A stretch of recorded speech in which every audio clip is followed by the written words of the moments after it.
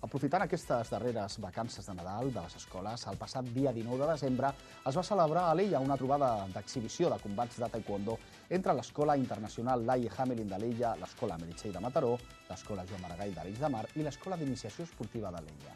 En una jornada on aproximadament hi van haver uns 80 participants d'entre 5 i 12 anys que van competir per categories durant tot el matí.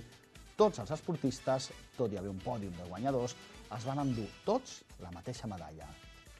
Aquest cop la trobada va estar organitzada per la Regidoria d'Esports de l'Ella i l'exhibició es va fer a la pista del poliesportiu d'aquesta localitat, pel que es van tindre que adaptar una mica les mides de l'espai de competició. També es van adaptar els temps per evitar que s'allargués amb excés. Els nens i nenes que sortien a la pista anaven equipats amb un quimono corresponent, casc de competició i una mena de xaleco de competició amb els cercles que marquen els llocs on golpejar, vermells o blaus, per a diferenciar els competidors a l'hora que els àrbits prenguessin les seves anotacions.